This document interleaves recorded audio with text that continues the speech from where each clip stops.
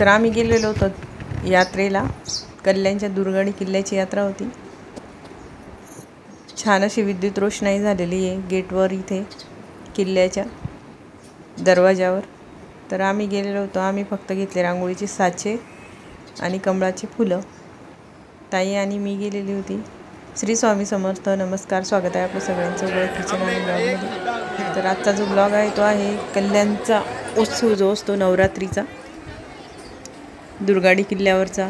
छान अशी मोठी यात्रा भरते, बघू शकता। किल्ला असं छान सजवलेला आहे पूर्ण वरपर्यंत गेटपासून। तर ह्या गर्दीतून आम्ही गेलो होतो वरपर्यंत, पण मग आम्ही काही दर्शनाला वगैरे गेलो नाही।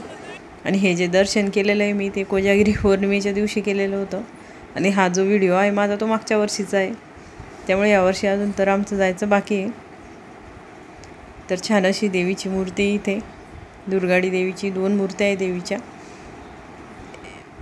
तर इथे आम्ही दर्शन केलेलं होतं आधी कोजागिरी पौर्णिमेच्या दिवशी, कारण नवरात्रीत शक्य नसतं व्हिडिओ वगैरे फोटो वगैरे काढायचं तिथे, आणि असे आतमध्ये कॅमेरे लावलेले आहे। त्यामुळे आम्ही असं आरामात दर्शन केलेलं होतं आधीच जाऊन। त्यामुळे आम्ही फक्त नंतर गेलो होतो यात्रा फिरायला। तर ताईचं चालू होतं इथे बघायचं, घेतलं तर आम्ही काहीच नव्हतं यात्रेतून, कारण सगळीकडे आता मिळतं, पण यात्रेचा उत्सव एक वेगळाच असतो। तरी पण आम्ही बघत होतो प्रत्येक वस्तू। छान असं कल्याणचे असतील, कल्याणच्या आजूबाजूचे तर नक्की या 9 दिवस ही यात्रा असते। नवरात्राचे 9 दिवस आणि दसऱ्याच्या दिवशी असते, त्यानंतर मग ते नसतं काही असं। तरी ते छान असे दुकानं लागलेले सगळ्याच वस्तूंचे, सगळ्याच म्हणजे जवळपास सगळेच वस्तू होते इथे। डेकोरेशन वगैरे करायला फुलं वगैरे, लाकडी वस्तू, भांडे, खेळणे मुलांचे, लेडीजचे तर सगळीकडेच असतात, त्यामुळे लेडीज आयटम पण होते सगळे। कटलरी वगैरे म्हणायचं, हे घराचं डेकोरेशनचे सामान वगैरे पण होतं। खूप म्हणजे खूप सारे हे होतं इथे। देवांचे स्पेशल देवांचे फोटो, आणि यात्रेमध्ये असतात देवांचे फोटो।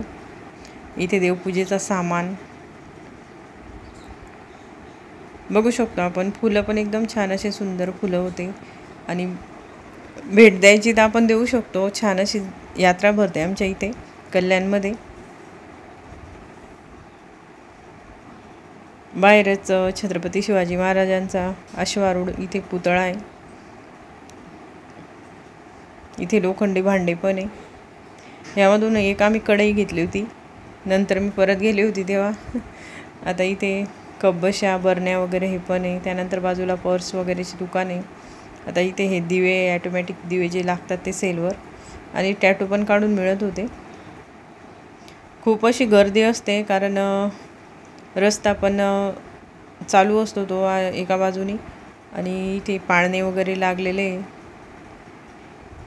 हे पण एक वेगळंच असतं इकडे पाळण्यांचं वगैरे। आणि खूप म्हणजे खूप मोठी अशी जत्रा भरते इथे, जत्रा म्हणू शकतो आपण गावच्या भाषेत। तर अशी जी जत्रा आहे ती आम्ही सावखेड्याला बघितली होती, आमच्या इकडे जे पाचोरा तालुक्यामध्ये असतं तिथे पण 4 रविवार जत्रा भरते। समजा आमचं ग्रामदैवत म्हटलं तरी चालेल। तर ते पेड्यांची दुकानं, बांगड्यांची दुकानं, तर यात्रेमध्ये फिरायची जी मजा असते ती वेगळी असते। इथे गजरे लावलेले कधीच न सुकणारे, रांगोळ्या पण आहेत, रांगोळीचे साचे। तर यामधून आम्ही 2 साचे घेतलेले होते फक्त रांगोळीचे, फक्त आम्ही बघत होतो। आता इथे गोंधन चालू होतं ह्या मुलाचं, खूप रडत होता, पण तरी पण चालू होतं गोंधून घेणं।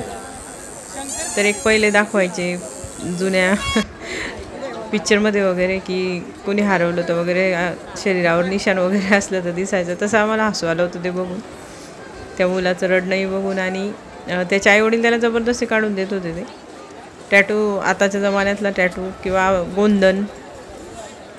तरी ते खूप अशी गर्दी असते। कसा वाटला व्हिडिओ नक्की कळवा, आणि यात्रेला नक्की जा। थँक्यू।